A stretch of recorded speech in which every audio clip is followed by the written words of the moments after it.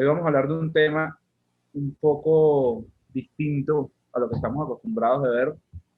Ya hablamos la semana pasada, habló el doctor Rondón acerca del tendón de Aquiles, que es una patología, digamos, ampliamente conocida por todos nosotros como traumatólogos, sin la necesidad de ser especialistas en pie y tobillo, que es una patología bastante frecuente y con una alta incidencia, pero los tendones peroneos son bastante subestimados y muchas veces pasan por alto la lesión de los mismos. Entonces, básicamente la charla de hoy va dirigida a explicar o a que sepamos cómo abordar esta patología y cómo permitir que no nos pase por alto, ¿no? O no pasarla por alto. Entonces, la dinámica va a ser un poco distinta el día de hoy a los demás seminarios.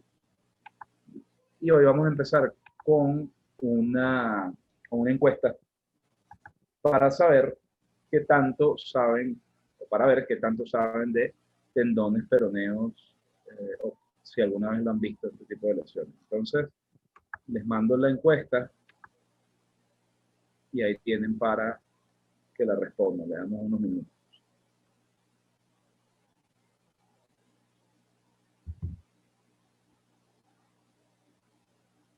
Les recuerdo que es totalmente anónima, que no pasa nada. De hecho, los resultados son para nosotros.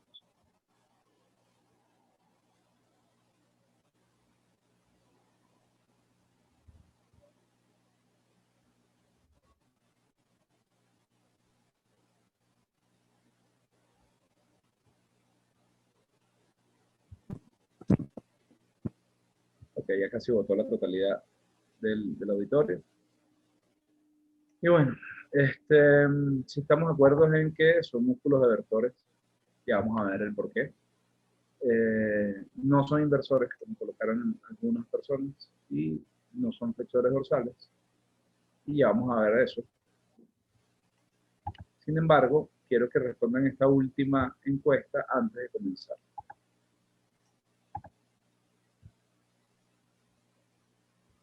Con respecto a lo que ustedes han visto en las emergencias, o lo que han visto en su práctica, tanto clínica, en su práctica tanto privada como pública, ¿qué consideran ustedes en orden de frecuencia que es la patología más frecuente de tendones peroneos entre las que ponemos aquí?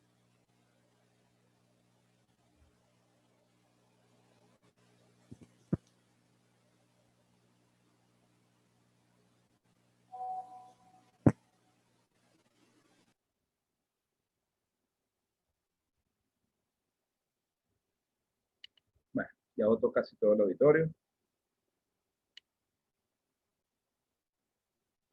Uno solo no votó. Entonces muestro los resultados. Tendinosis de los tendones peroneos, una patología sumamente rara. Nunca he visto una tendinosis de los tendones peroneos. Luxación de tendones peroneos no es tan frecuente como creemos, a pesar de ser bastante llamativa la luxación de tendones peroneos. Ruptura del peroneo lateral corto sí es la patología más frecuente con respecto a la lesión de los tendones peroneos, y el peroneo lateral largo, aunque no es infrecuente, o sea, no es tan frecuente, mejor dicho, no es completamente infrecuente, a diferencia de las tendinosis, que son prácticamente inexistentes en la literatura. Entonces, bueno, comencemos con la charla para que entendamos un poquito dónde están estos tendones, para qué sirven y cómo podemos tratarlos y cómo podemos evitar que se nos pase una lesión de ellos. Entonces, desde el punto de vista anatómico, es importante conocer, una vez que ya se originan en la porción superior de la tibia, tanto tibia como el peroné, la distribución que tienen ellos en el surco retromaleolar. Entonces, siendo el peroneo lateral corto el más anterior de los dos y el que está unido, digamos, a la diáfisis del peroné y a la metáfisis distal, y siendo el peroneo lateral largo el más posterior de ambos, que permite quizás un poquito más de movilidad y menos roce contra la superficie ósea. Entonces, este roce contra la superficie ósea representa básicamente una zona de hipovascularidad o de avascularidad, como pasa en el tendón de Aquiles. ¿Ok? Y lo podríamos dividir en zonas, siendo la zona 1 las patologías que están acá en la punta del peroné, y la zona 2 las patologías que están acá abajo cuando el peroneo lateral largo entra en el canal del cuboides. Entonces, en la zona 1, el tendón del peroneo lateral corto entra en contacto íntimo y hace una curva importante hacia adelante que sobre el borde distal del peroné, y eso aumenta la superficie de contacto y es una zona donde más podemos ver las rupturas del mismo. Y el peroneo lateral largo tiene dos zonas, ¿ok? Siendo una por debajo de la punta del peroné y yo diría que la más importante cuando entra en el canal del cuboides, siendo la zona más o la menos vascularizada del peroneo lateral largo, donde se sientan las lesiones relacionadas a ruptura. ¿Ok? Entonces, algo que no vemos mucho en la literatura o no revisamos, solemos pasar por alto, que otra de las funciones del tendón peroneo lateral largo es la flexión plantar del primer metatarsiano por su inserción en la base del mismo. ¿Okay? Y es una inserción que tenemos que tomar en cuenta, sobre todo a la hora del examen físico de los tendones peroneos. Otra estructura importante es el os peroneo, aunque está presente solamente en las literaturas del 11 hasta el 21% de los pacientes.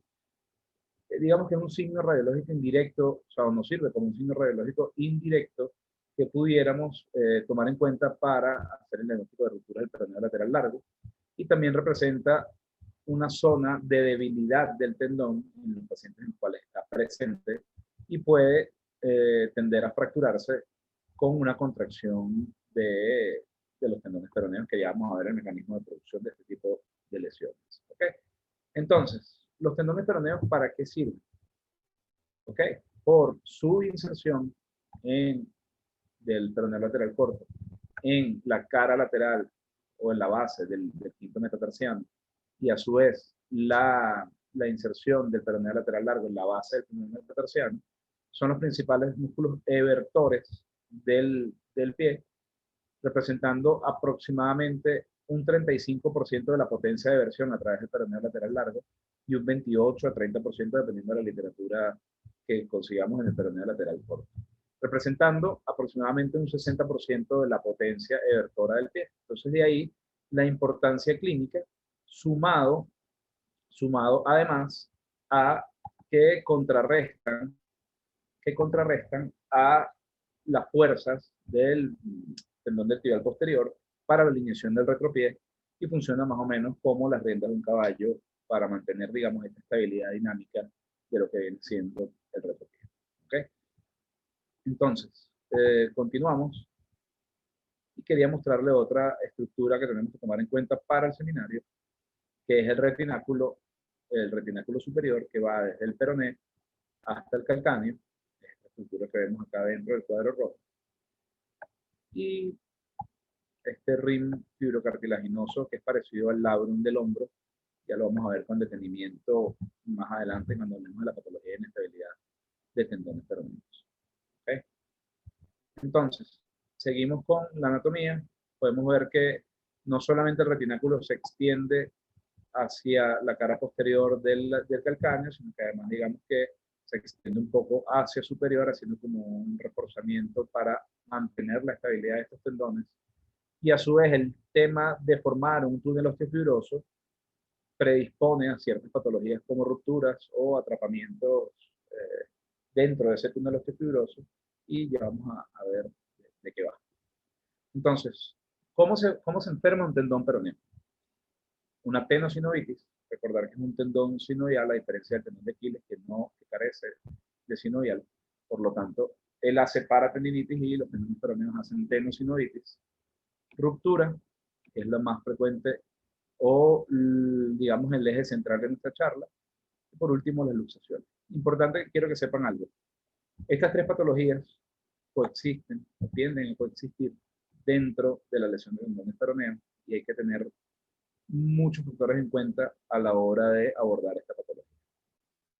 Entonces vamos con la más sencilla, digamos, la de menor lesión a la estructura del tendón, que es la tenosinovitis. Fue descrita en 1907 por Hildebrand y obedece a múltiples causas. Una de las causas es la hipertrofia del tubérculo peroneo, una patología sumamente extraña, sumamente rara. Sin embargo, representa un asiento importante de patologías, como bien ya mencioné, de la zona 2 anteriormente, ¿ok? Generando también hipovascularización del tendón peroneo lateral largo. Pero digamos que en estos estadios, si le pudiéramos decir preruptura, pudiéramos ver lesiones a nivel a la altura de este tubérculo en lo que corresponde a la anatomía del peroneo lateral largo. Otra de las causas es postraumático eh, por esguince de tobillo, que es básicamente cómo se producen la mayoría de las lesiones de los tendones peroneos. Y el sobreuso o los cambios en el patrón de entrenamiento, sobre todo de los corredores o de los deportistas amateurs o deportistas de fines de semana, que tienden a cambiar de manera, digamos, no supervisada su rutina de ejercicios o la superficie sobre la cual se desempeñan, generando un sobreuso de estos tendones y posteriormente hacer una tendinitis. Entonces, ¿cómo se va a presentar este paciente? Con un dolor difuso en retropié, un dolor sordo que no puedes identificar, pero va a generar mucha molestia y usualmente se va a mantener entre la punta del peroné y los 3 a 5 centímetros superiores al mismo. Aumenta con la actividad y disminuye con el reposo, entonces ahí hay que tomarlo en cuenta, a diferencia de otros tipos de dolores que pueden presentarse en esta región, ¿ok? Y pueden o no obedecer a un antecedente traumático, como les comenté, puede verse a un esguince de tobillo, un traumatismo de inversión, así como puede verse fácilmente a un cambio de entrenamiento donde no existe un episodio traumático más allá de lo repetitivo del microtraumatismo sobre el torneo. Entonces, dolor a la inversión pasiva o a la versión activa sin pérdida de la fuerza muscular, esto es lo que nos va a ayudar de pronto desde el punto de vista clínico a diferenciarlo de las lesiones, de las rupturas de los tendones peroneos. Entonces, ¿qué hacemos con estos pacientes? ¿Okay? Llegan a nuestra consulta, evaluamos los síntomas del paciente en la inspección, en el interrogatorio. A la inspección vemos si hay algún edema o algún cambio en la región posterolateral del tobillo. ¿Ok? Y además evidenciamos los signos que le comenté y otra cosa muy importante, patologías asociadas, tenemos que ver la alineación del retropié, cómo se encuentra, si esta alineación o esta deformidad es flexible o rígida, ¿okay? Para tomar en cuenta cuál es el tratamiento de elección. El tratamiento de la tendinosideritis en primer momento es netamente conservador. Entonces, ¿por qué pedimos imágenes? Porque como les comenté, las patologías de los peroneos tienden a coexistir, ¿ok? Y es importante que nosotros veamos si existen algún signo más allá de los signos radiológicos típicos de una tendinosis para evitar dar un tratamiento conservador de una patología que no lo requiere. ¿Qué me refiero con esto? Entonces, vamos a hablarlo poquito a poco. El ultrasonido nos da una evaluación dinámica de la patología, pero como en todas las demás enfermedades es operador dependiente y dependemos de un buen ecografista, sobre todo que tenga conocimiento del sistema musculoesquelético, porque no es fácil ver las lesiones de tendones peroneos o diferenciar correctamente a cuál pertenece. ¿Okay? Y básicamente lo que nosotros manejamos mejor es la resonancia magnética y cuáles son los signos que debemos buscar, bueno, como lo vemos acá en la imagen. Este es el signo más clásico de tendinosis, para hacer una analogía como la tendinosis del bíceps. Vamos a ver este signo que en el hombro le llamamos como ojo de buey. Y vamos a ver que la anatomía de los peroneos se mantiene, ¿ok? Siendo siempre el peroneo lateral corto como más plano y más adherido al peroné, y el peroneo lateral largo más redondo y más posterior. Importante diferenciarlo de ruptura tendinosa, ya lo vamos a ver en otras láminas más adelante, ¿ok? Y podemos conseguir cambios sutiles, por eso es importante saber anatomía para poder correlacionarla con las imágenes. Cambios sutiles como estas hiperintensidades en imágenes fluidosensibles en la inserción del peroneo lateral largo, que pueden ser fácilmente una causa de dolor y difícil de evidenciar desde el punto de vista imagenológico.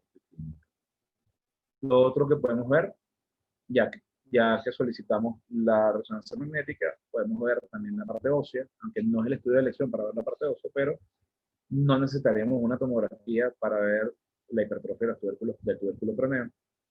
¿Ok? Y llegamos a, si no tiene ningún signo de ruptura, si no hay ningún signo de inestabilidad, el tratamiento conservador es lo ideal en este tipo de lesiones.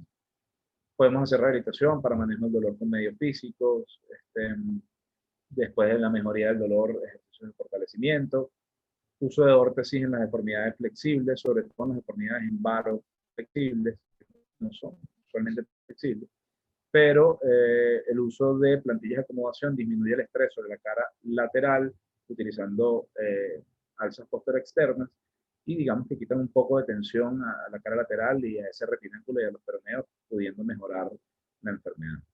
También hay algunas literaturas que describen el uso de inmovilizaciones suropeicas. Realmente me parece excesivo el uso de movilizaciones suropeicas, y modificar la causa, que básicamente podría ser evaluar en estos deportistas de fines de semana el patrón de entrenamiento, o inclusive el calzado que utilizan estos pacientes, que sea el adecuado. Muchas veces vemos pies pronadores con zapatos supinadores, etcétera, y es muy frecuente verlo en la consulta, y sobre todo en el deportista de fin de semana que no tiene tanta cultura de este tipo de deporte. El tratamiento quirúrgico únicamente cuando hay fallo del tratamiento conservador. Eh, la tenosinectomía está descrita, inclusive hay manejo endoscópico de la patología de peroneos, que realmente la literatura lo describe muy poco, de manera muy breve. ¿Okay? Pero es importante, lo que sí describe la literatura es que muchas veces las perinosis vienen acompañadas de microrupturas o rupturas pequeñas grado 1, que no vemos, que pasamos por alto, y pueden ser una causa de dolor una vez terminado el tratamiento conservador. Y bueno, si vemos un tubérculo peroneo hipertrófico y esa es la causa del dolor y ahí conseguimos lesión, podemos regularizarlo y de esta manera disminuir el contacto sobre el peroneo lateral largo. ¿Okay? Entonces, con la ruptura, el mecanismo de producción es básicamente el mismo del esguince de tobillo. Por eso es que existen muchas rupturas de tobillo, muchas rupturas de peroneos asociadas a inestabilidad de tobillo o posterior a lesiones por inversión, que es lo que llaman en el argot popular como el esguince mal curado. Bueno, la lesión de peroneos puede ser una de las causas de que se cronifique un dolor lateral posterior en el esguince de tobillo. Entonces, una de las etiologías de la ruptura de los tendones peroneos, una vez que ya vimos digamos, la patomecánica o el mecanismo de producción, pueden ser este tipo de patologías, como el peroneo cuartus. Sabemos que hay un tercer peroneo que está más hacia la zona anterior del tobillo, en el compartimento anterior, pero podemos ver este músculo accesorio que se origina del mismo peroneo y se inserta en la cara lateral del calcáneo. Desde el punto de vista, digamos, funcional, no es tan funcional ni tan importante, pero desde el punto de vista de la patología de peroneo, por lo que le comenté del túnel osteofibroso, aumenta, digamos, este contenido dentro del canal, haciendo que el peroneo lateral corto se adhiera más a la zona de la zona donde es hipovascular, y pudiendo por ese roce excesivo, perdón, que alguien abrió el micrófono, pudiendo por ese roce excesivo romperse. ¿Okay? Entonces, otra de las patologías a tomar en cuenta puede ser el aspecto del surco retromalleolar, no tanto en ruptura, sin embargo, en pacientes donde coexisten inestabilidad y una ruptura, ¿ok? Es importante conocer el aspecto o la morfología de ese surco de los peroneos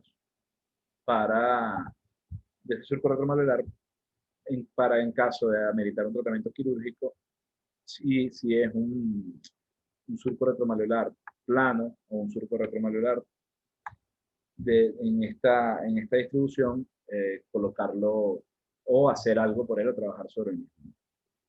El vientre muscular bajo, que yo creo que de los peroneos que hemos revisado es la causa más frecuente de, digamos, de conflictos de espacio dentro del surco retromalleolar, y es el que causa la mayor cantidad de rupturas del peroneo lateral corto por conflictos de espacio.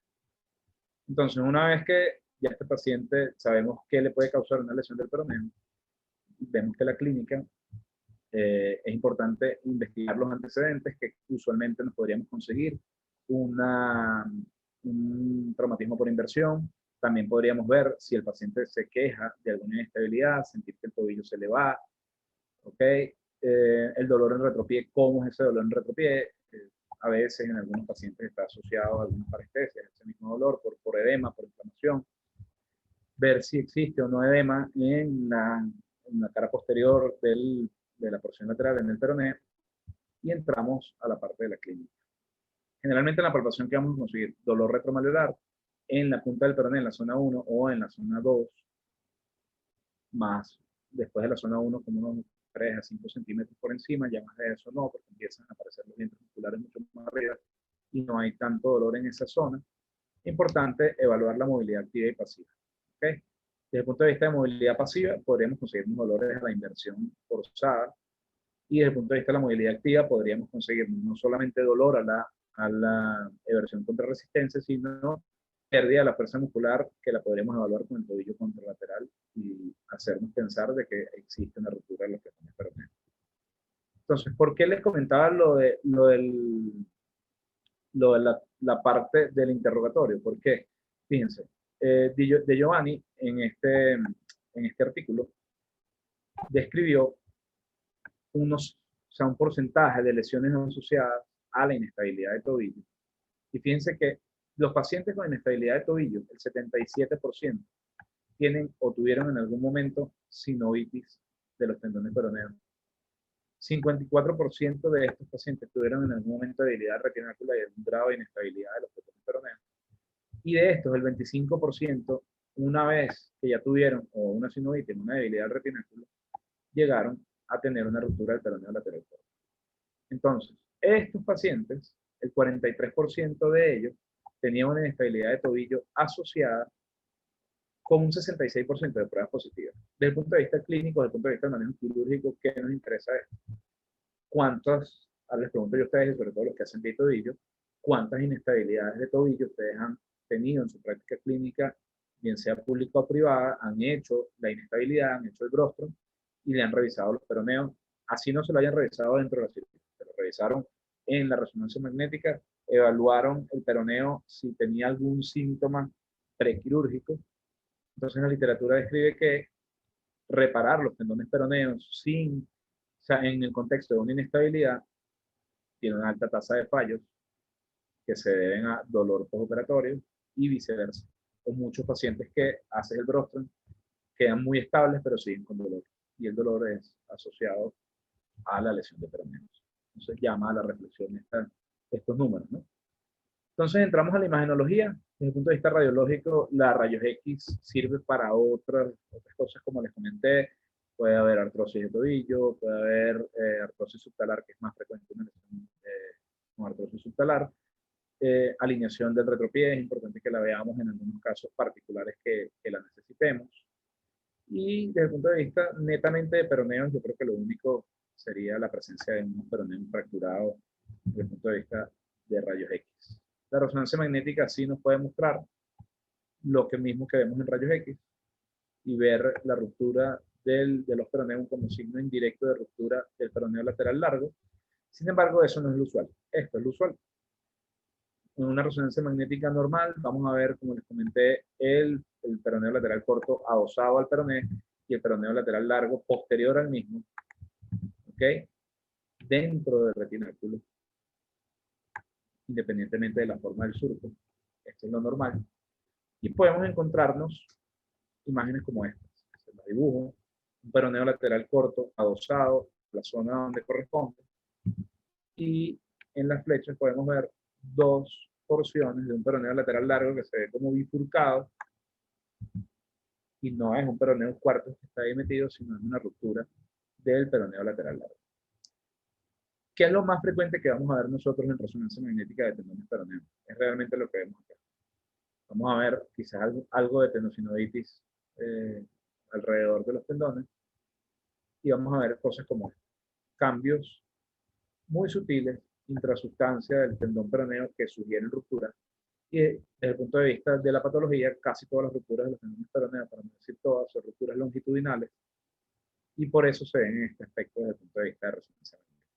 ¿Qué describe la literatura? Que la resonancia magnética es un buen estudio para determinar si existe una ruptura de peroneos, pero es un mal estudio para ver el grado de ruptura, el grado de lesión, porque no nos permite ver ese desgarro longitudinal, el tamaño y la cantidad de fibras que involucra.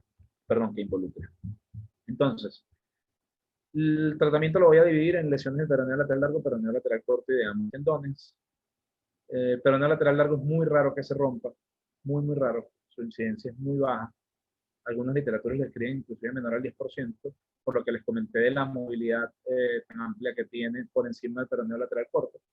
Pero bueno, básicamente las lesiones longitudinales reparables, donde hay una lesión de menos del 50% del tendón peroneo, se hace una tubularización del tendón, que es básicamente unir los dos extremos en la zona más dorsal y hacer una sutura continua con suturas 3-0, 4-0, preferiblemente 4-0, y devolverle este aspecto suave al tendón para permitir que pase sin problemas por el sur retromalleolar.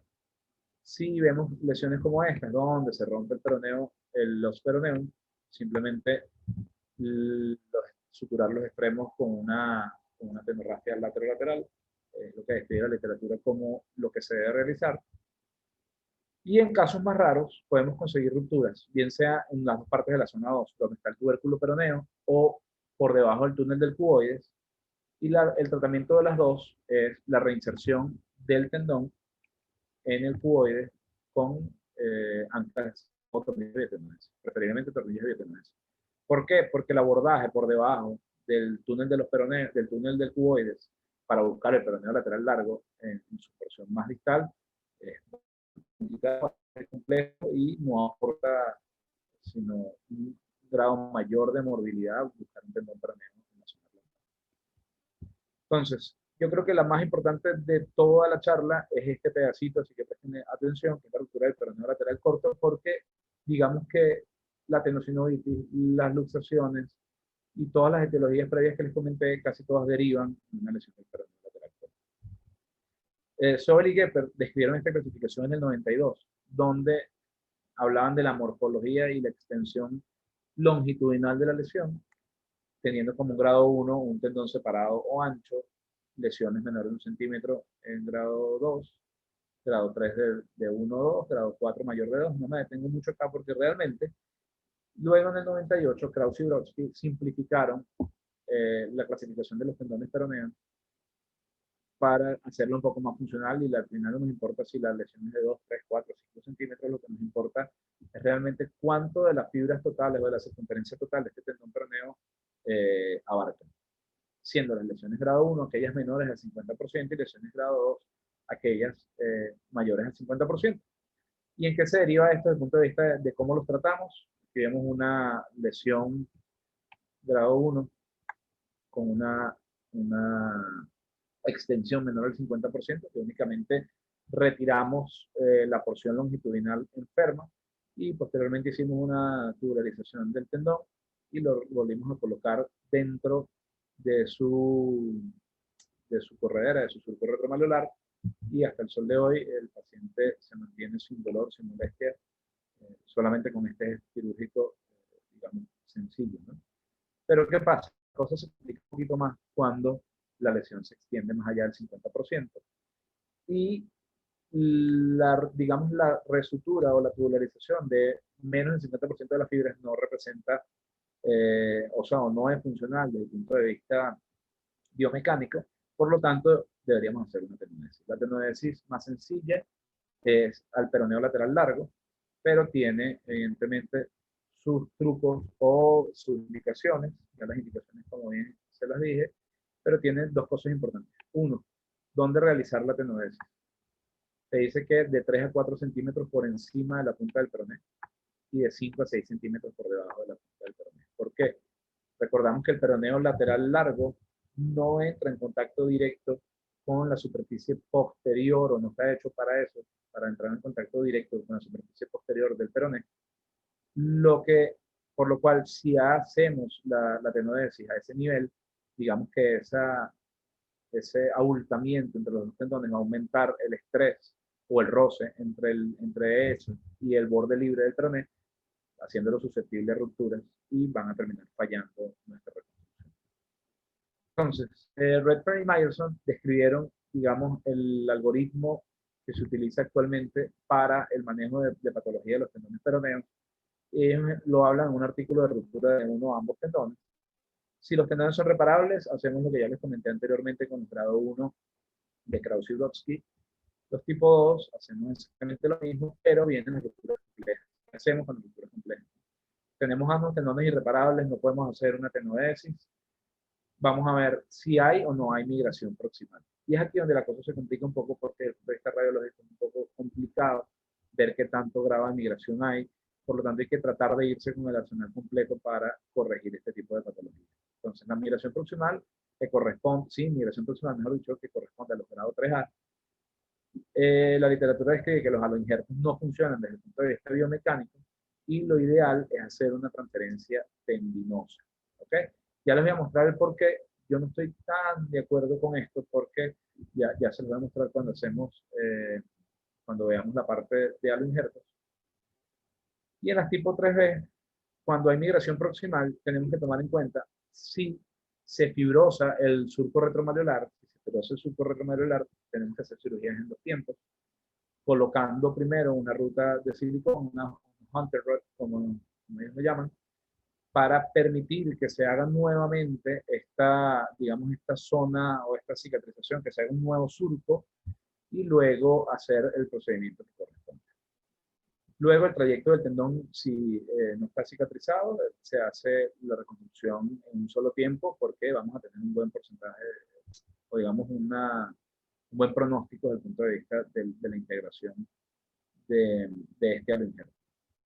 ¿Okay? Entonces, las transferencias tendinosas, las dos más utilizadas es la flexión del flexor largo del hallux o el flexor común de los dedos.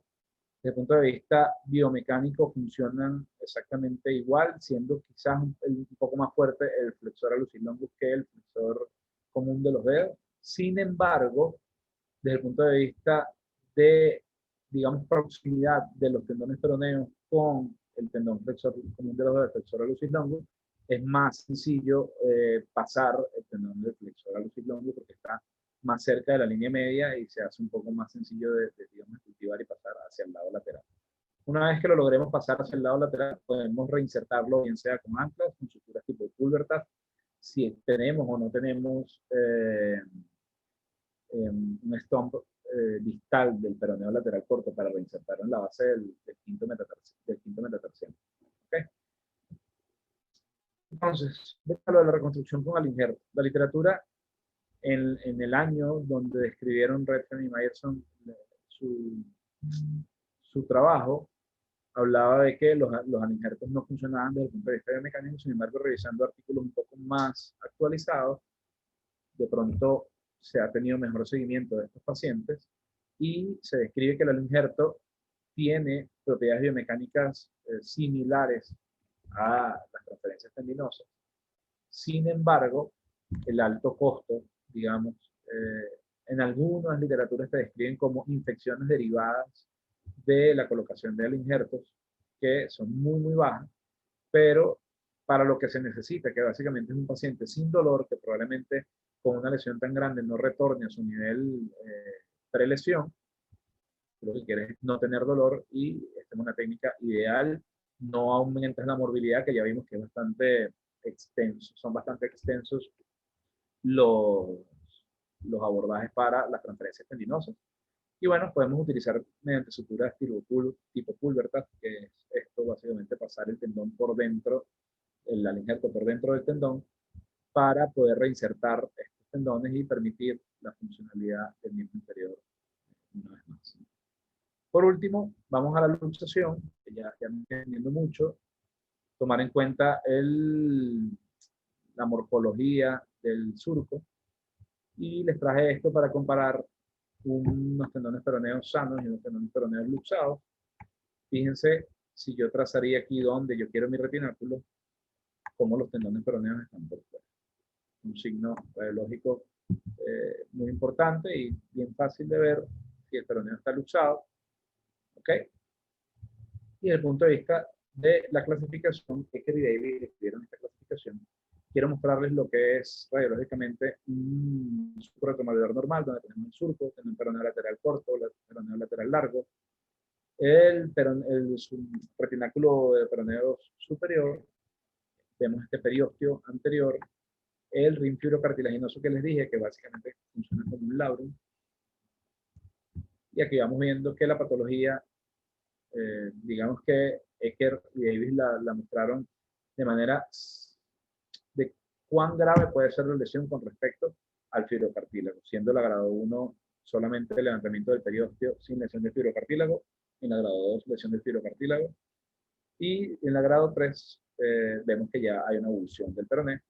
Y Oden en el 87 describió como que estos peroneos salen de la ruptura, siendo la ruptura en vez de ser distal, ser distal hacia el peroneo, proximal hacia el peroneo, ser distal en el calcáneo, y los peroneos se ubican por fuera. Realmente, desde el punto de vista del manejo quirúrgico, no tiene ningún cambio importante si es grado 1, grado 2, grado 3 o grado 4, porque básicamente la cirugía es casi la misma. ¿Ok?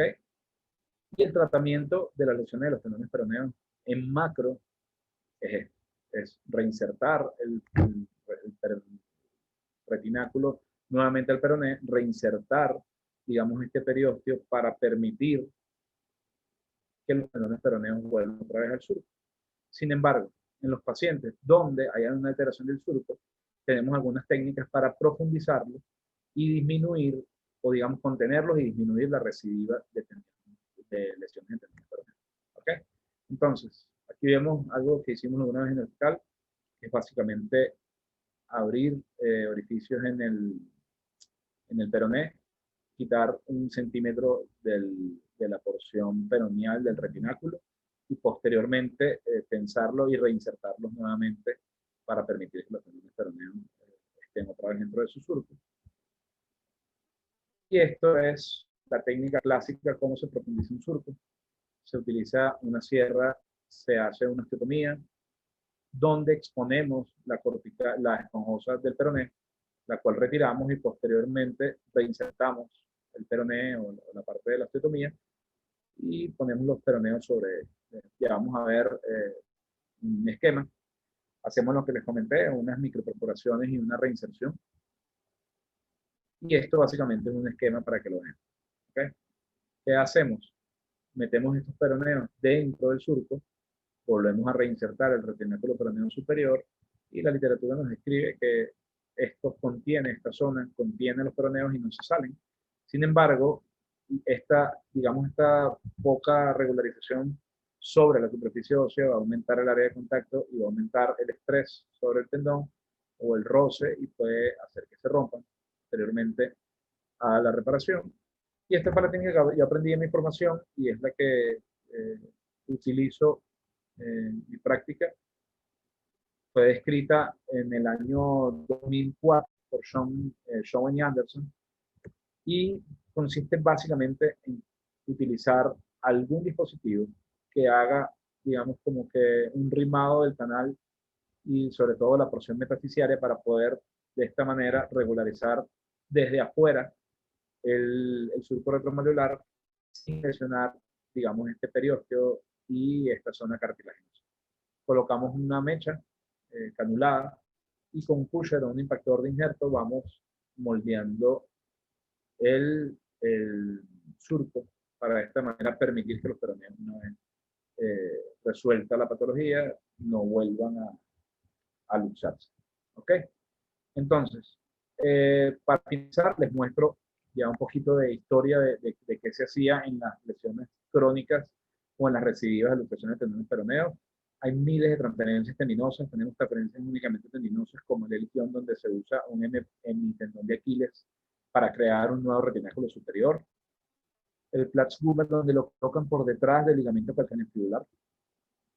El Pozo Jackson y el Paul, que son básicamente lo mismo. Aquí haces una desinfección proximal del calcaneofibular y aquí una distal del calcaneofibular. Sin embargo, estas las nombro como anecdóticas porque la tasa de complicaciones de esta patología, más allá de que también los abordajes son gigantescos, son altísimas.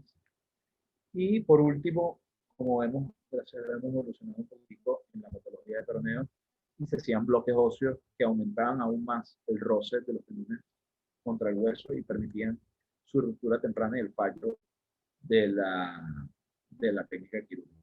¿Okay? Entonces, para que nos llevemos a casa, importante, el conocimiento de la anatomía es primordial. ¿Okay? La clínica en esta patología prevalece sobre la imagenología. ¿Okay? Las patologías asociadas es importante tomarlas en cuenta, sobre todo la alineación del retropié. Y por último, es importante que diferenciemos los hallazgos imagenológicos que tenemos de la patología, porque, como bien les dije, coexisten muchísimo las tres maneras de enfermarse de un peroneo y no retrasar el tratamiento quirúrgico, porque, como ven, salvo la tendinosis, no existe un tratamiento conservador. Y fíjense que no nombré nada de factores biológicos ni nada, porque esto básicamente es una ruptura longitudinal gigante que ningún factor biológico va a curar como monoterapia. Ok, muchísimas gracias. Continuamos. Carlos, ¿Listo? ¿me escucha, Carlos? Sí. Bien. Hay unas preguntas aquí de la audiencia. Una de ellas, el doctor Alexio pregunta, ¿cómo el os peroneo es un signo indirecto de lesión de peroneo lateral largo? Ok, ¿cómo? Generalmente el os peroneo lo vamos a ver a la altura del cuboides. Es lo que su ubicación habitual en la anatomía normal.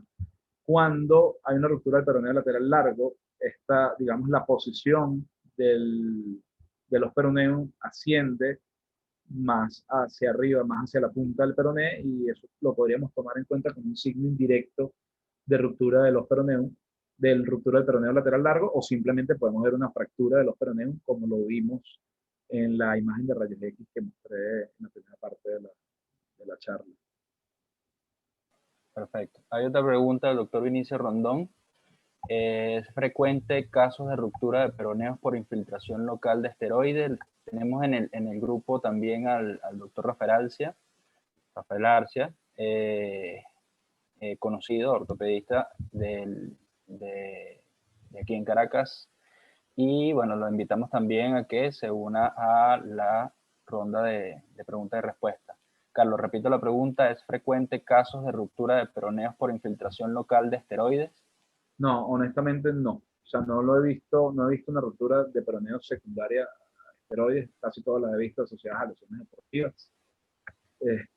Y sobre todo también pacientes ancianos con 15 a repetición durante su vida que quedaron con molestia o con dolor. Como le comentaba anteriormente, la patología de peroneo probablemente sea tan infrecuente que ni los traumatólogos que les encanta infiltrar todo, los infiltran, que no se les ocurre. No sé si el doctor Arce, que tiene más experiencia en esto, tiene alguna experiencia con ruptura de peroneos relacionados a infiltración de esteroides, doctor. Gracias por la invitación, muchachos. Mira, no, generalmente la práctica con el uso de esteroides lo usaba mucho en la parte deportiva anteriormente, te digo hace 15, 10 años o más. Cualquier dolor, más que todo tendinoso, lo usaban el esteroide. He tenido en mi práctica rupturas del Aquiles por el uso de esteroides, pero de los peroneos no. De verdad que no he tenido ninguna lesión por el uso de esteroides. ¿Ok? Perfecto, gracias, doctor. Hay otra pregunta de la audiencia. Esta es del doctor José Granados. En fracturas de calcáneo con ensanchamiento, la ruptura de los peroneos. Sí, es frecuente. Nosotros en la unidad tratamos, bueno, ya actualmente tratamos las fracturas de calcáneo a través de abordaje del seno del tarso. Yo usualmente extiendo un poquitico el abordaje hacia la punta del peroné, un poquitico más hacia atrás de la punta del peroné, para revisarlos, y me he conseguido ya ruptura de peroné por lo menos en 2 casos. Te diría que es bastante frecuente, más de lo que uno se imagina. Que no es tan fácil de ver cuando hacemos abordaje lateral extendido, porque esa zona más tendemos a colocar estos alambres para para separar las partes blandas y no tocar tanto el flap, nos pueden pasar por alto. Vale. Otra pregunta, el doctor Caballero pregunta si hay porcentaje de ruptura de los peroneos asociadas a fracturas Danis-Weber tipo A. No, no he visto asociadas a fracturas. Pero básicamente como el mecanismo de producción es el mismo, no es descabellado pensar que coexistan este tipo de lesiones. Sí. Bueno, hay un estudio, más o menos respondiendo al doctor Caballero, hay un estudio que trató de averiguar, según el mecanismo de fracturas de tobillo de Danis-Weber, si había relación o no, y básicamente reportó una tasa muy baja, pero muy baja de lesión de peroneo, y lo que afirmaba es que los peroneos, la vaina que envuelve los peroneos, es tan gruesa y tan fuerte que el mecanismo de ruptura, prácticamente la energía libera por la fractura y no por la lesión de los peroneos. Pero es interesante porque lo mismo que pasaba con cuando estudiamos las lesiones del maléolo medial, y de hecho lo hablamos en algún momento en una de estas actividades, que es poco frecuente, pero de vez en cuando nos encontramos una lesión del tibial posterior asociada a fractura del maléolo medial.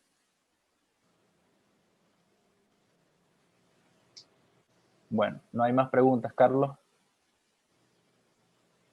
¿Puedo acotar algo? Otra Sí, cosa sí. de... ¿Me escuchan? Que dice que mi conexión está inestable. No, te Otra cosa que escuchamos, Carlos. El sí doctor Arce, describe la el doctor literatura Arce en iba las a acotar asociaciones algo. con las lesiones, Bueno, vamos a esperar que Carlos termine de conversar y yo les comento algo de lo que vi hoy. ¿Aló? ¿Me escuchan? Sí, lo escuchamos, doctor. lo escuchamos, Doc, que mi conexión no está muy Ok, buena.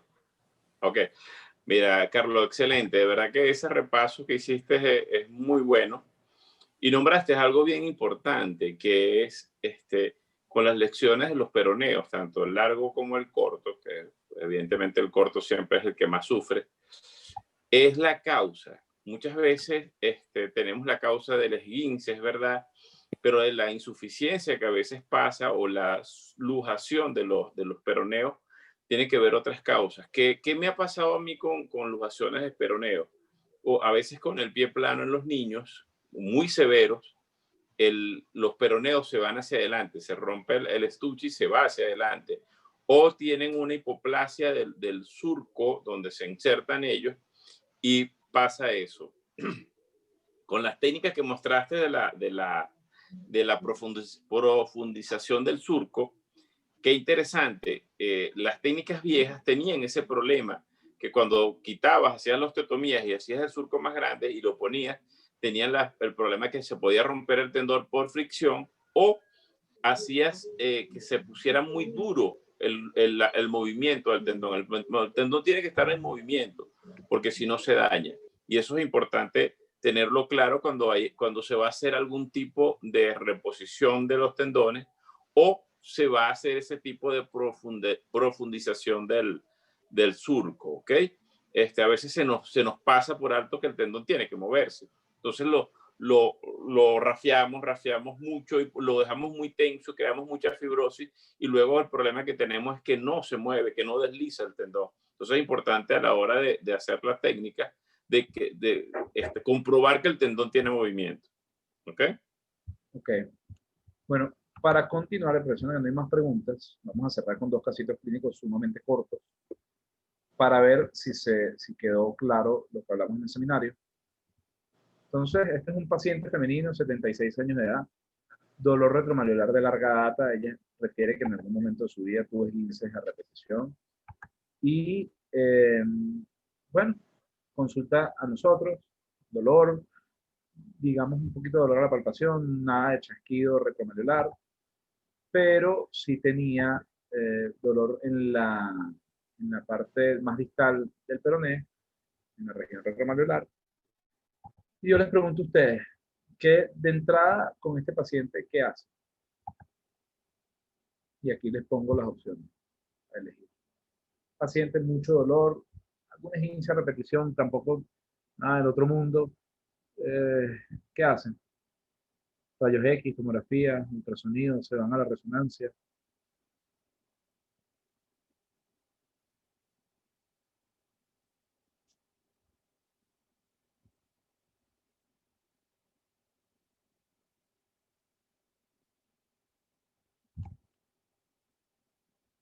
Bueno, ya tenemos una tendencia hacia rayos X. Sí, no es descabellado pensar en que los rayos X sería lo inicial que solicitaríamos en este paciente. Yo estoy de acuerdo completamente con usted, sería lo primero que solicitaría y probablemente al no conseguir nada en rayos X que me llame la atención, me adentraría en la resonancia magnética. No utilizo ultrasonido, ya en alguna charla escucharon al doctor Bastida eh, acerca de la imagenología y desde que el doctor Bastida se fue, yo no conozco otro radiólogo musculoesquelético de la misma calidad, por lo tanto no suelo mandar ultrasonido para patologías tan difíciles de ver como esta, ¿no? Entonces, bueno, quería mostrarles básicamente lo que hicimos. Fíjense lo que les comentaba de la coexistencia de las patologías.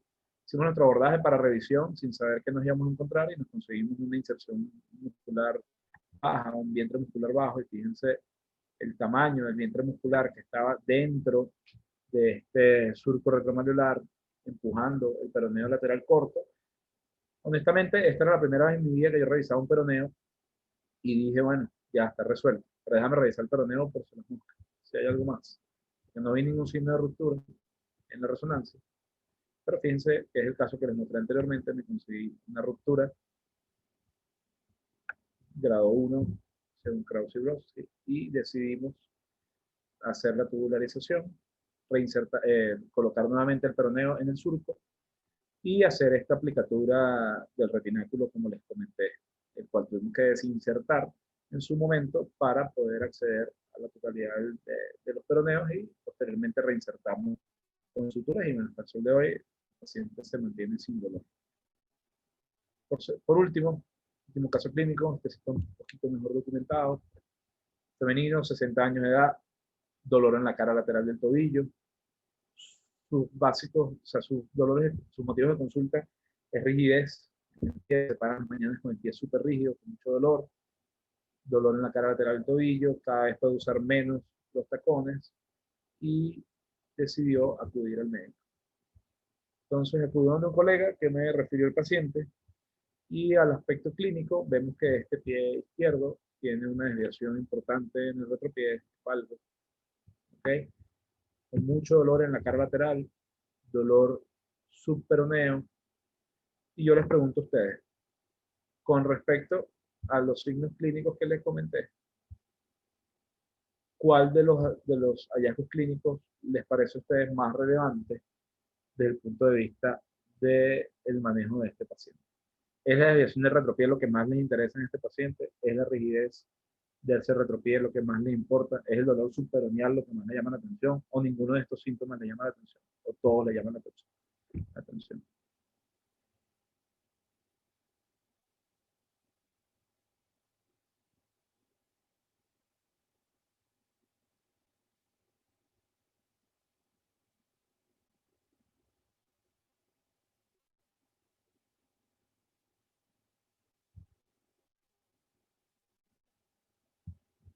Ok, entonces bueno, vamos a mostrar los resultados. Estoy de acuerdo completamente en lo que dijeron todos los anteriores. Felizmente nadie dijo ninguno de los anteriores. El dolor subperoneal es súper importante y más estamos en el contexto del seminario de tendones peroneos, así que tiene lógica que hablemos del dolor subperoneal, pero el dolor subperoneal aislado para mí no es el síntoma más importante. Tampoco lo es solamente la rigidez y tampoco lo es solamente la desviación del retropié. Yo creo que la coexistencia de todos estos síntomas fue lo que me llevaron a mí a pensar y actuar de la manera que lo hice con este paciente. Entonces, ya teniendo este paciente, ¿qué hacen en este paciente?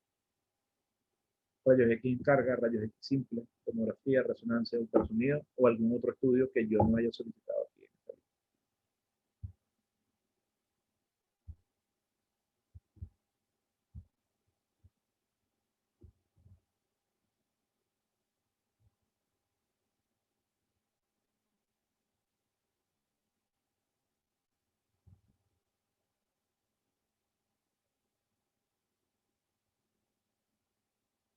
Ok, ya votaron suficientes.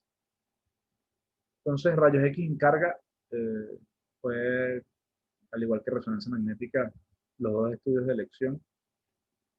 Y yo me decanté en este caso por rayos X en carga y me conseguí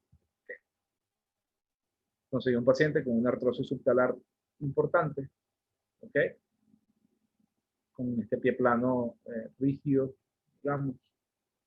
Y bueno, en el contexto de una artrosis, en el contexto de esta patología, lo ideal es que en la tomografía me conseguí esto, que me conseguí una inyección en valgo importante del retropié, y desde el punto de vista clínico, lo que más me llamó a mí la atención, desde el punto de vista imagenológico, lo que más me llamó a mí la atención fueron estos osteopicos.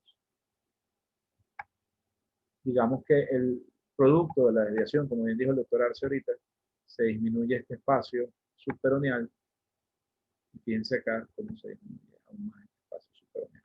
Entonces, ¿qué me hizo pensar esto? Bueno, probablemente los peroneos estén rotos. Vamos a pedir una resonancia magnética. No vi nada del otro mundo. Fíjense que aquí deberíamos ver los peroneos y no están. Entonces, no sé, no lo tomo como que es lo que, o sea, es como que me quedo tranquilo, los peroneos no están lesionados. Y como realmente este, no es tan complicado revisar un peroneo, les planteo a ustedes la última pregunta para terminar. ¿Qué tratamiento se les ocurre? Ustedes harían artrodesis subtalar por un abordaje posterolateral para ganarle altura a ese retropié, por un abordaje lateral, harían una doble artrodesis, o simplemente con una osteotomía medializadora de calcáneo alineando ese valgo pudiéramos corregir.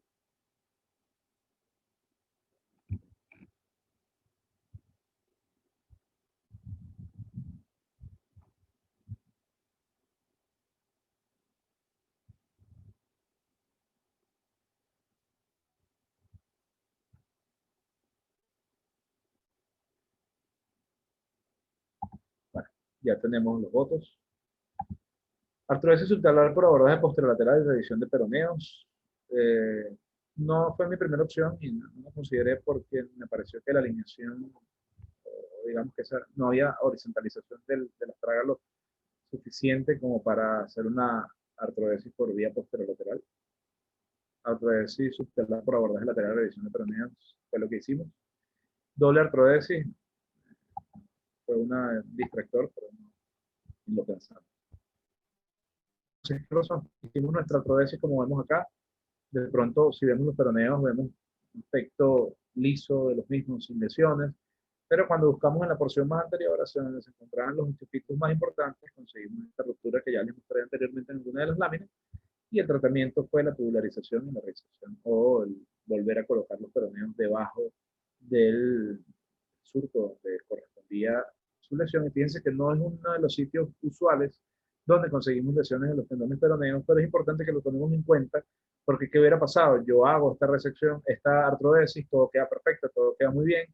De hecho, les muestro la evolución asociada a la artrodesis. Hicimos una osteotomía de Cotton para corregir la supinación que quedó en el retropié y estamos sumamente contentos con el resultado. Sin embargo, si yo no hubiera revisado los peroneos, probablemente, porque no puedo decir que al revisarlos no va a haber dolor, pero probablemente hubiera quedado algún dolor residual en la zona de la artrodesis que me hubiera hecho pensar cualquier otra cosa, menos una lesión de peroneo. Entonces, dicho esto, gracias por su atención. Doctor Arcia, una vez más agradecido de que nos acompañe en estas reuniones. No sé si tiene Vale, algún comentario. para mí un placer, Carlos, de verdad, esta invitación. Mira, Carlos, me llama mucho la atención, de verdad que fíjate un detalle de este caso que tuviste, ¿no? Fíjate el problema de base que tenía la señora. Ella siempre tuvo una inestabilidad y una mala alineación del tobillo o del retropié que la conllevó a una artrosis temprana.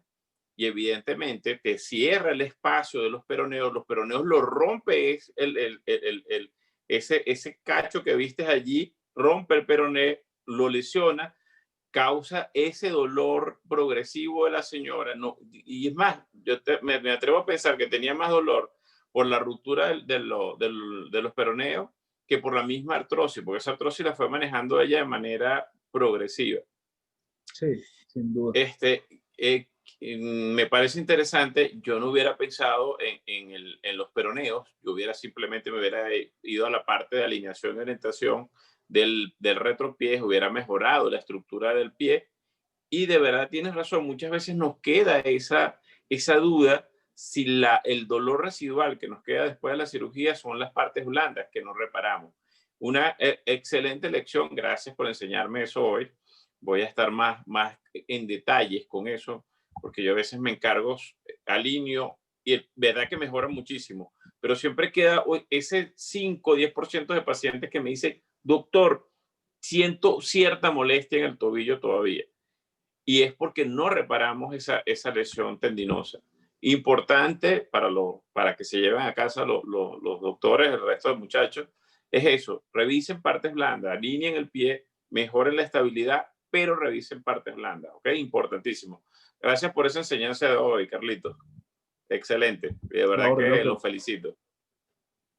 Muchísimas gracias.